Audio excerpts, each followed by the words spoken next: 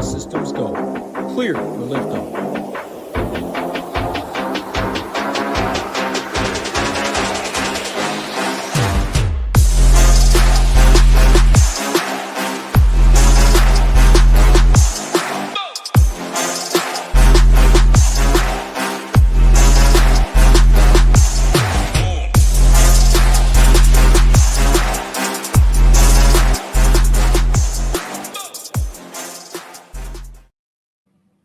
What is going on, Ship It Nation YouTube station? We are back with another edition of a four-gamer NBA show tonight. It's my guy, Rio. It's your boy, Ham. We're in the lab tonight. 4 games, going to break it all down. And, hey, the chat is buzzing about why we were 5 minutes late. I'll take the L on that. I can't tell you where I was or what I was doing, but I was late. Rio was here on time. That's some good stuff you got going on in the chat. Rio, how's your week been? What's been going on, my man? You had a close one the other night, I think, in the NFL streets, if I'm not mistaken. But how's your week been? Yeah, week's been all right. I've been pretty sick this whole week, so I'm actually kind of glad that the schedule lined up the way that it did, because I probably would have had to call out on Tuesday and Wednesday, but feeling much better today. Just recently got my voice back last night, so I'm happy about that, feeling a lot better, ready to talk some hoops. I wish that tonight's game was the 11-gamer and not a 4-game slate, but either way, still money to be made. Feel like everything's been pretty good this week in terms of content between NBA and NFL. We've had a lot of winners. Our guy Wardo took down some tournaments last night in NFL, so shout out to him. And then been a pretty profitable week for a lot of members in NBA as well. So overall, good week minus being sick. Well, we got the Hebrew flu game tonight. You don't want to get Hebrew the flu, have him coming back in a 4-gamer. Just take all the money. We've been rocking and rolling over here at the Nation. My guy Tambo, so close to that Millie. Third time is not a charm for Tambo, getting third again in the Millie. But shout out to him. If you aren't a member over here at the Nation, hey, come join us. What is it, $9 for 1 day or $5 for 19 days? Use the code SHIP19. The best day to join was yesterday. The next best day is today. Love to have you over here to give all our insight as we go about it each and every day, whether it's NBA, NFL, my guy Big Nades, in the NHL streets, Tito and Marley in the MMA streets. But yeah, some good stuff over here. Jordan Newens, what's going on, my man? How you doing? We're going to break this one down. We got four games. May go a little bit more in depth. We got the Stone over here looking good. We got the Heat out to Celtics tonight, which should be, pretty good real-life game. Still no Tyler Hero playing in this one. He's going to be missing tonight. And then a couple of the guys that are Q tags, but all the big boys are going to be in. Jalen, Bam, D. White, Norman Powell, I think is going to be in. So talk to me a little bit about this game, Miami at Boston. Back-to-back for Miami, so waiting on some injury tags on Andrew Wiggins, but otherwise they're pretty fully healthy. But they were running out a pretty tight rotation last night, basically 8.5 guys. They mixed in their first-round pick. I'm not even going to try to say his name. I actually love to hear you try to pronounce that guy's name. But they got him mixed in for a rotation in the first half and then tightened things up in the second half as the Nets were able to hang around. But yeah, should be a pretty good spot for the Boston offense here. I think that the ways that they play offense and the way that Miami leans defensively could really work in Boston's favor. I think this will be a spot where we ladder up some 3-point shooters in this game, which will be a fun sweat later on tonight.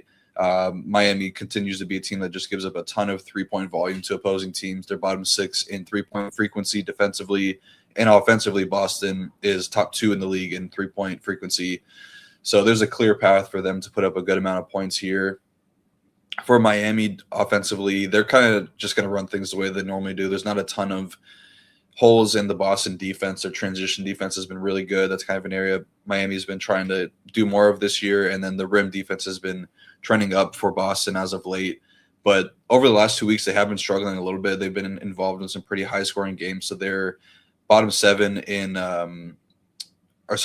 in points per possession over the last 2 weeks, giving up a little bit more threes as of late. And then they're also a really bad rebounding team, bottom 2 in rebounding this season. So pretty decent spot for some of the bigs on the Miami side that we'll touch on. But I think Norman Powell is in a pretty good spot here. Did have a injury tag last night, but ended up playing through it with a calf issue, which is always a little bit worrisome. There's a ton of calf strains going on in the NBA right now.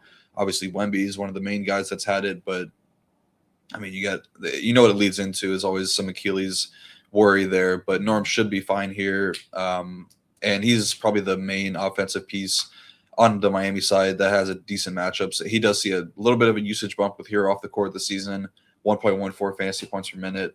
I think he's solid. I'm kind of liking the bigs here a little bit more, though, just for the main reason that the rebounding stuff for Boston has been pretty bad.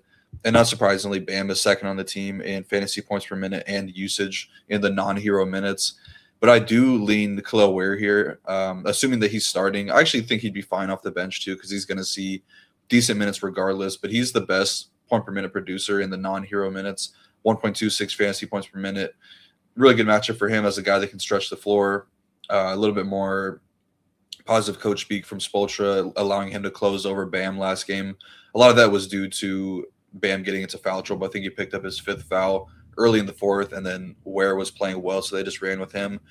But I still think him starting alongside Bam takes away enough from Bam's upside at the price tag for him to be viable. I'd rather just spend down for Khalil Ware as he's sub 5K right now. So he's my favorite option on Miami tonight.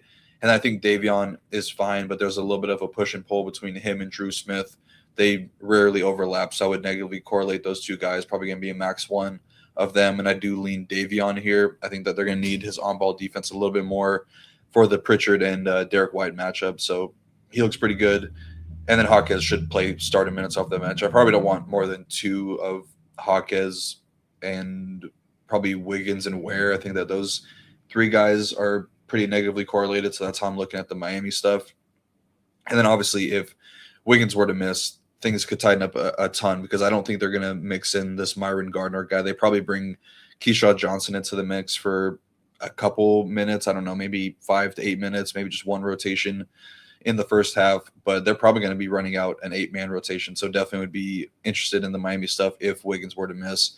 And then that would also make the matchup a lot better for Jaylen Brown on the Boston side, who I think is good regardless because he's just been crushing right now over the last 8 games, averaging 55.5 DK points, 35% usage rate, 28% assist percentage, and just under 10% rebounding rate. So a really strong role for a guy that's in really good form and a really good matchup, just with the way that Miami gives up a ton of threes. And I don't really worry too much about the individual matchup against Andrew Wiggins. I think he's good enough regardless and just playing really well right now. So I'm pretty into Jaylen Brown tonight. And then that you look at Derek White and Pritchard, they both are set up pretty well here. I think White probably has a tougher matchup. I think Davion will be on him, and then they'll probably leave Norman Powell on Pritchard. So matchup-wise, I do think that Pritchard is the guy with the better one, but Derek White looks like he's out of the shooting slump that was really plaguing him early on this season, coming off of a 31-point outing, shooting just under 40% from 3 over the last 5 or so games. And he's making over 4.5 over that stretch. Really good matchup for Derek White. So he'd be the guy, Ham, that we're probably going to be laddering up tonight. So I like his overs in the 3-point market. I think it's set at 3.5. And then it's really, I think for White, it's either he's making 1 or he's making like 7 or 8 tonight. I don't know if he's just hitting 4. I feel like if he gets hot, he's going to continue to launch. And if he's cold, he's still going to launch, but he might go like 1 for 10 from 3. But I really like the upside for Derek White here. And then Keita, I mean, he's playing a ton of minutes right now, a decent point per minute guy. I think you really need things to go right in the sense that you're probably going to need a double-double from him because I just don't see him really being that involved on offense. And if he's getting some ownership, which I don't really know what it is right now, probably in like the low 20%, I think that he's fine there. But if it starts to get up into like the 30% range, I'd probably look to get away from it just because he doesn't really have a role offensively. And I just think that Ware is a much better per minute guy. So I'd rather go there. And then the back in the rotation is just getting really messy. Like Jordan Walsh was playing great for a stretch of games and then saw his minutes crater just because he had a one bad game. And that's always kind of the case with Joe Mazzulla. If you're not playing well, you're going to get benched regardless of how well you've done in the previous game. So I would be a little worried about any of the back end rotation guys, but we know that there's a really good upside in Jordan Walsh. I think that he's pretty fine to take shots on. Excellent stuff there. I got a couple things. You were talking about Pritchard, the 3.5. You're liking that. That's what you said, right? And I know Derek White. They're both 3.5, but I think you were talking about Pritchard first. No, Derek White. Derek White. Okay, I thought you were talking about Pritchard before him. So you like White over Pritchard tonight? Yeah, I have it ranked as Brown, White, and then Pritchard, basically how it's priced. Okay.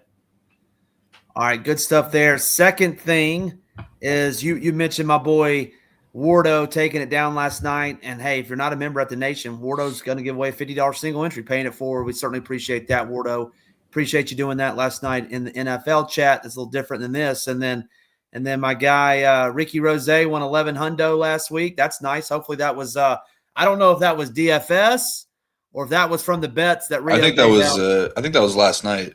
Okay. Yeah. All right, last night. But yeah, last week was a really big game, a really big week for us in the betting streets for sure. Betting streets were awesome. We needed that Memphis. We both needed Memphis, Utah to go to OT. They didn't. I was heartbreak hotel that Laurie had 3 threes in the first half and proceeded to end the game with 3 threes, and then that Jabroni Nimhard as well.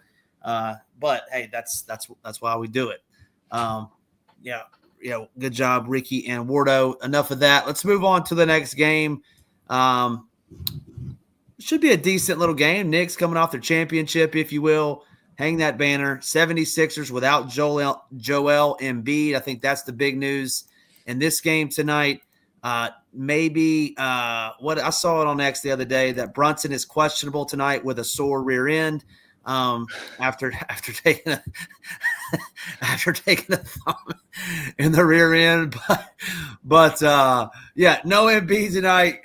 Cat and Hart are questionable, but other than that, I'll stop making bad jokes. Rio, break this one down for me. 76ers at the Knicks. Yeah, so the Knicks are fully healthy tonight, which is a little bit surprising. I kind of figured that. I mean, they have a really tough schedule in. Not the sense of like the matchups are tough, but just like the way that the NBA scheduled them. You had a ton of games with the NBA Cup. They had a back-to-back tonight, had to travel as well as they played in Indiana last night. And then they don't have more than 1 day off in between games for the rest of the month. And I think maybe even into January. So really tough spot. I think they'll look to give some guys the night off in some of these matchups. I kind of figured it would be tonight, but looks like that's not the case. Everybody that's probable is in.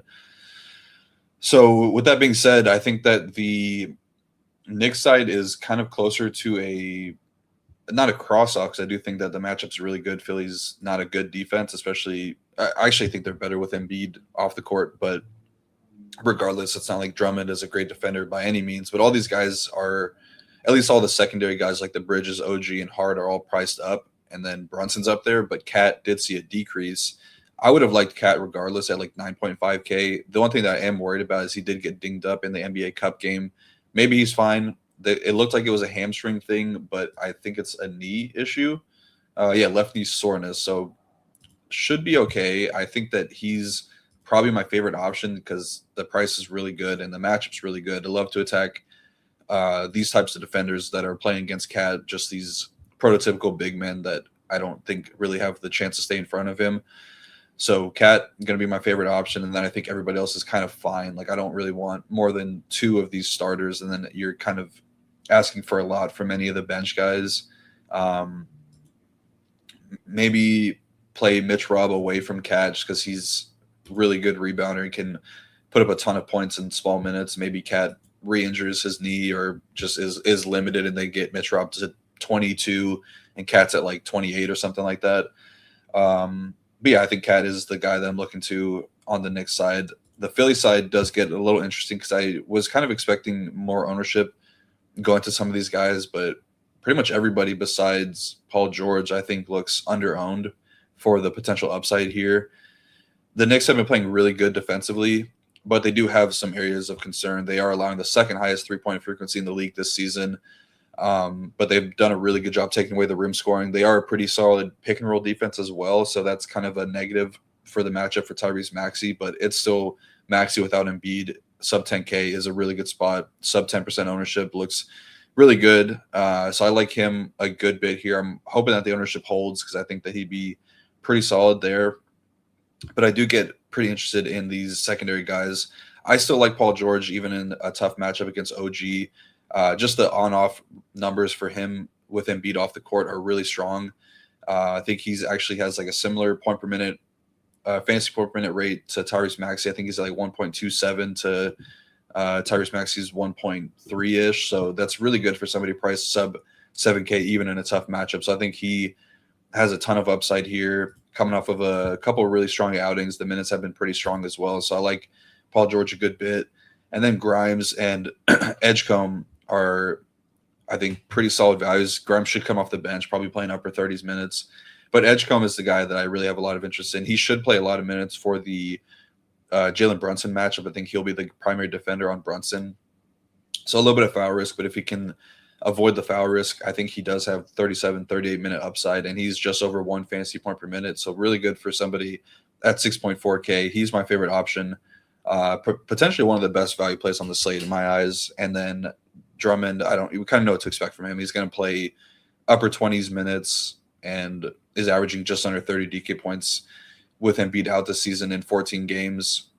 The matchup does bring foul risk for him as well, going to be defending Cat, and he's also probably the 4th or 5th option on offense, so not really too excited there, but I do like Paul George, Edgecombe, and Maxey a good bit here on the Sixers side. Yeah, I was taking some notes as you were talking. I think this is going to be a good one. So you mentioned something, Mitch Rob. You think he's going to get to 22 minutes? No, I just think that there's an outside shot of that with the Cat injury stuff, and then maybe some foul risk as well, because Cat does foul a ton. Yeah.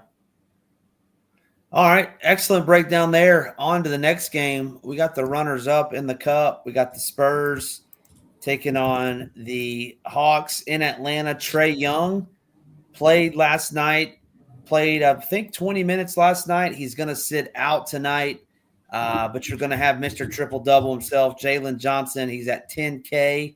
So interested to see what you think about that. And then Wemby all the way up at 10-7. He played last night as well. Didn't play very long, but interested to hear your take on Wemby and what they're going to do with him in the second game of a back-to-back. And he still put up impressive numbers. I mean, not for 10-7, but if he gets his full minutes, he's going to crush. But talk to me a little bit about this game, Spurs at the Hawks. It's going to be a while before Wemby gets anywhere near full minutes. I think they're really just, easing him back in is putting it lightly, because he's not even playing the first quarter in most games. So I just don't see how you can play him at all until we get some more clarity on what the minutes will be on a nightly basis. Because they said he'd be under minutes limit, but he played 25 against the Knicks, 21 against OKC. So this was the least he played. They didn't really need him, obviously, because they won the game pretty handedly. But yeah, it's pretty crazy. He was at 2.26 fantasy points per minute last game, just a insane output in limited minutes. So still playing well, still making an impact on both ends of the court, but not going to be a guy that you'll need, especially at this price tag for the time being. But yeah, with Trae out, that definitely makes the Atlanta side very good. And I also think that the Spurs are in a really good spot here. Atlanta's been struggling defensively over the last few weeks. I think a lot of that, due to them just being involved in a lot of high-scoring games, but also not having Kristaps Porzingis out there, and then just asking a lot of your main rotation guys is going to make your defense suffer a little bit. But they are bottom 3 in points per 100 possessions defensively over the last 2 weeks. They're bottom 6 in rim defense this month and giving up a good amount of three-point volume. So really good spot for these Spurs guys. I have a lot of interest in basically not everybody, but the Fox, Castle, Vassell, and Harper grouping. They have been running out that small ball lineup a little bit more as of late, so that's pretty encouraging. But I do think that all 4 of those guys are in a pretty good spot here. I think Castle is the best option of the bunch at 7.4K. I think that his minutes are slightly underprojected, because you look at a couple places that'll be anywhere from like 30 to 32. I honestly think in a close game he's getting 34 to 35, and that's really good for a guy that has shown really good usage stats while playing alongside De'Aaron Fox, while playing alongside Dylan Harper. I think that he's really the kind of the point guard now for this team. So I like Castle the most. I'm kind of off of Fox. I think he's going to be guarded by Dyson Daniels, which is a tougher matchup. He's just hasn't really done it like at all as of late. You really need one of these guys to be out, and with a fully healthy team, losing touches to guys like Castle and Dylan Harper, and then with Wemby out there, going to have to share usage with him. just kind of makes it pretty easy to get away from De'Aaron Fox. But Vassell and Harper are pretty solid value plays at their respective price tags. I think it's obviously Harper, the guy that is the second best option on the Spurs, though. He's been playing really well. Rounding into form, the endurance is coming back a little bit. 32 plus DK points in 3 of his last 5 games, which is really good for somebody priced sub 5K. So, yeah, him and Castle are the 2 guys I'm prioritizing on the Spurs side. Then I'll get sprinkles of Fox because there is a little bit of upside as the price continues to come down. But I do have Vassell ahead of De'Aaron Fox. And then I don't think that I really want to mess with the secondary guys. I think you could get a strong outing from one of Barnes, Keldon, or Champagny. I don't really know who it's going to be. I would definitely be a max one of those guys and then leave them in my player pool, but I'm not really confident in any one of them in particular. On the Atlanta side, Jalen Johnson, obviously a great play. Birthday last night, put up a huge game, triple doubles in 4 of his last 5 games. And obviously the stats back it up that he can do that in any matchup. 1.52 fantasy points per minute, 38.5% assist percentage, and 17% rebounding rate with Porzingis and Trae Young off the court. So he's a really, really solid spend-up option. I think that the matchup does get a little bit tougher with Wemby down low, but if he's still limited to upper teens minutes, then there's going to be plenty of minutes for Jalen Johnson not overlapping with Wemby, which I think is a really good thing for him. So I like Jalen Johnson a lot tonight. And then Okongwu is capable of playing a ton of minutes, so that kind of keeps him in play. But he's going to really need to knock down his 3-pointers because I'm not sure how much ceiling there is for him when he's not hitting threes. And I don't know, the rebounding stuff hasn't been great. So, yeah, you're really going to need a solid scoring performance from him, which he definitely can do. I do think that Dyson and NAW are a little bit better than Okongwu, though. And I think that I like Dyson a little bit more. I think that the role is a little bit more predictable for Dyson. He's had basically second in touch time behind Jalen Johnson. The potential assists definitely increase with Trae Young off the court. So I think that he's a little bit better than NAW tonight. I also think that the matchup is better for Dyson. He should see De'Aaron Fox. I think it'll be Castle on Alexander Walker. And also with NAW, like, you're going to need efficient scoring for him because he doesn't do enough of the other things most nights for him to really pop off in a big way, whereas Dyson has rebounding upside, a couple double-doubles in the games before Trae Young returned, and also the scoring has kind of ticked up a little bit as well, 27 and 18 points in his last 2 games before last night's game. So I like Dyson more than Nickeil Alexander tonight. Probably instead of being max one of those guys, I think it's probably makes more sense to be max 2 of Jalen, Dyson, and Nickeil Alexander Walker tonight. And then I guess the back end guys, Vid Krejci's getting some ownership. He's playing good minutes. Don't play him with Reece Shea is what I would say. Yeah, I think that covers it. Man, Zachary Reece Shea has got to be one of the worst first overall picks since like Anthony Bennett. That's the first name that came to my mind when you said worst. Anthony Bennett came to my mind. Is he? Yeah. Reece Shea and one Cam Ward, 2 of the worst number 1 picks. No, not Cam. I think Cam's got man. He's got some skill. The team is awful. As a Titans fan, I know this is an NBA show. That guy's terrible. But anyway, Reece Shea's pretty bad. We got a Dyson Daniels nuke game in the chat. Which you like Dyson Daniels a little bit. Nickeil Alexander Walker thinking he's freaking Antoine Walker out there just chucking it up every time he touches it, I feel like.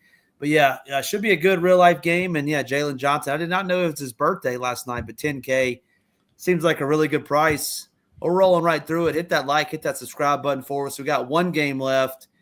We got the Bulls taking on the Cavs. Big news here is Donovan Mitchell has not let us know yet if he's going to play tonight. But, hey, let us know, Donovan, if you're going to play. He has an illness. No Evan Mobley tonight. He's missed the last couple of games. Everybody in the chat's going to be asking about Jalen Tyson. I can already feel it. But talk to me a little bit about this game. The Bulls don't play defense, taking on the Cavs. Cavs slated to score 124 points tonight.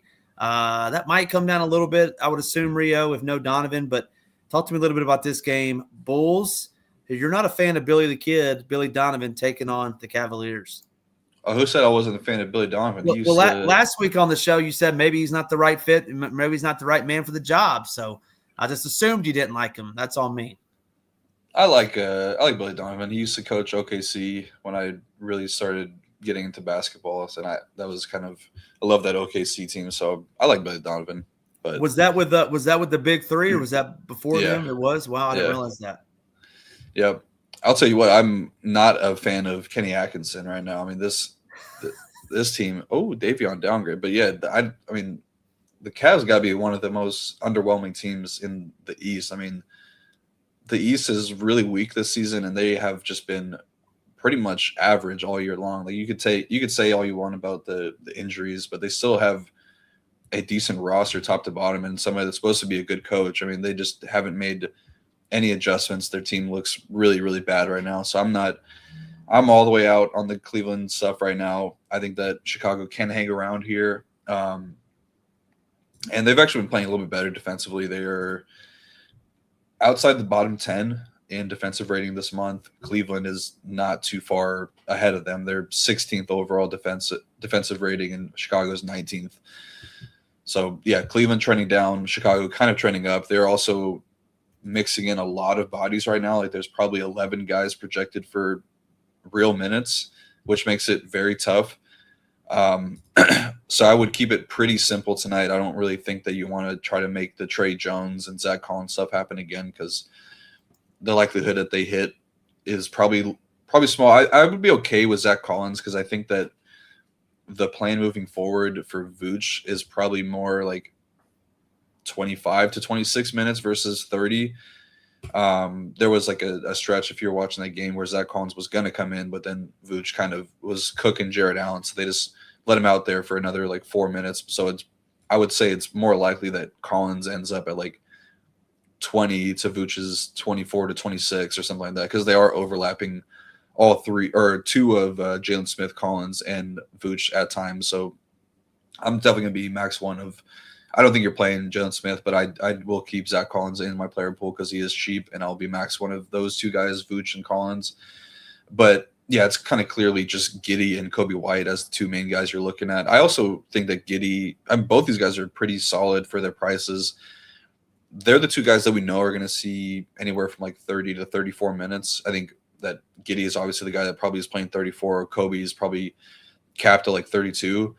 But this Cavs team really struggling defensively. Over the last 7 games, the Cavs are allowing the third most fantasy points to opposing point guards, which makes Giddey a really strong option coming off of another triple-double, 65 DK points. I don't really understand why the ownership is so low, because I think that he's really a strong option when the price is at 9.1K, sub 10% ownership. So I like Giddey a good bit.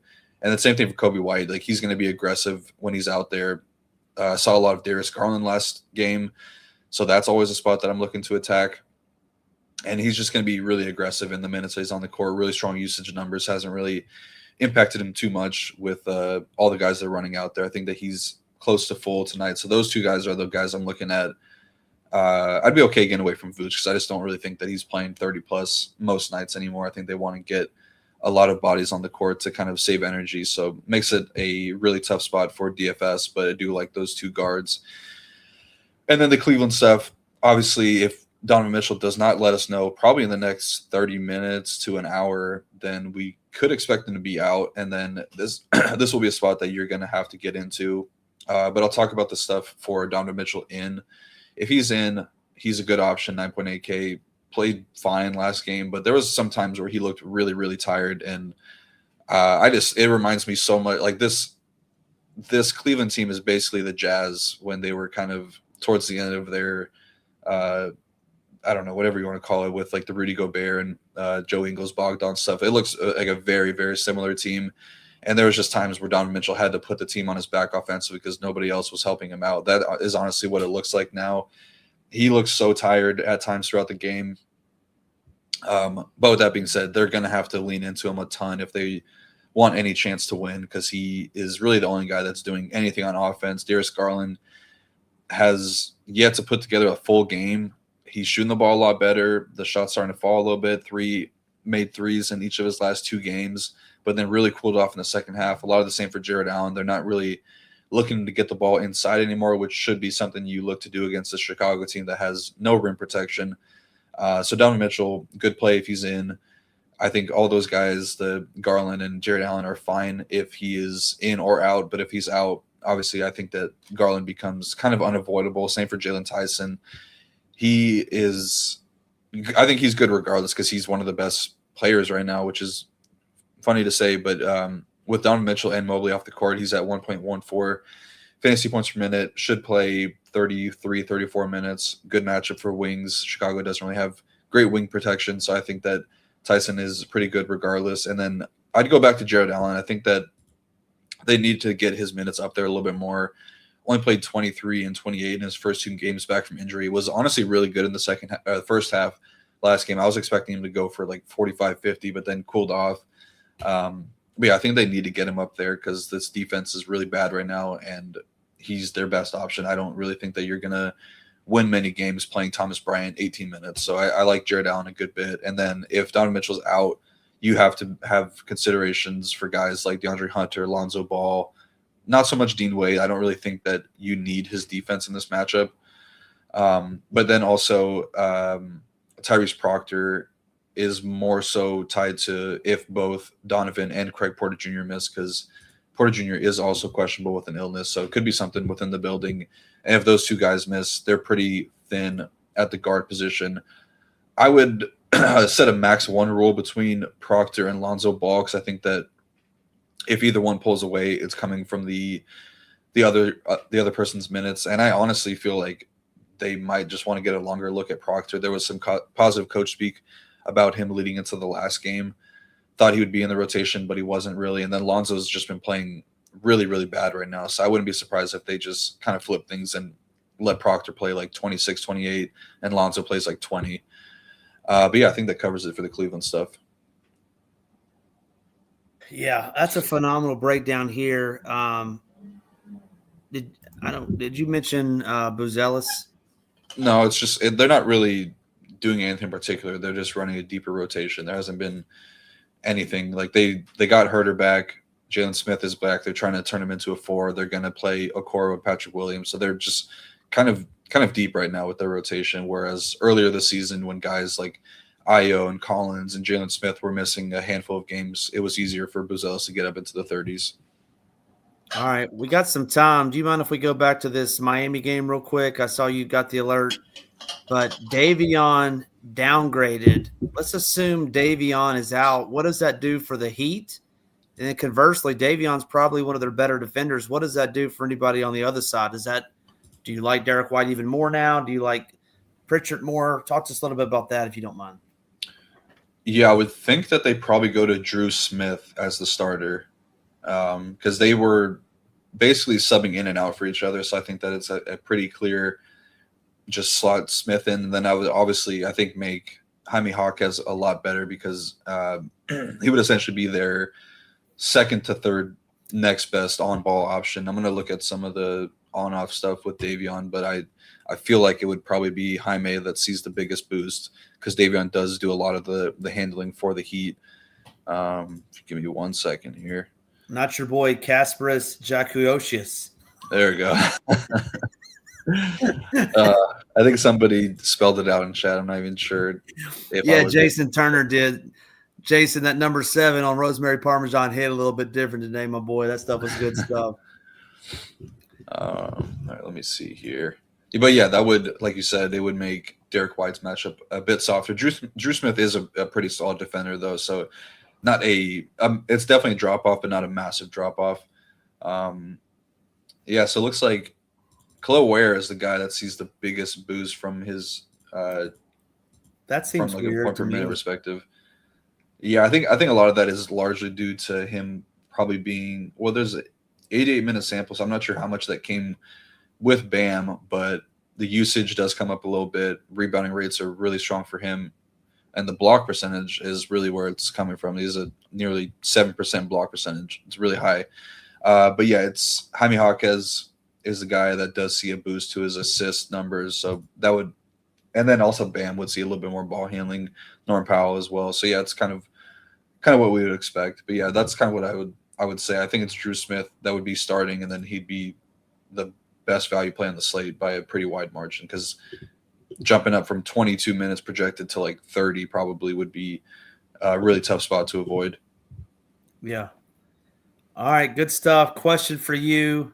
More likely to get a triple-double, Jalen Johnson versus Joshua Giddey. Jalen for sure. Jalen? Yeah. I was hoping you'd say both, but you said Jalen, so we got to go with Jalen. So that'll do it for the folks. We appreciate everyone tuning in. Good luck tonight. 4 games on DraftKings. FanDuel snuck that late one in, but hey, you'll be going to bed early. Well, Rio will just be getting out. His Friday night started when these games end. So good luck to everybody out there in their contest. Head on over to the Nation. No better time to join us now. You can get in for 5 days for only $19. We certainly appreciate everyone tuning in tonight.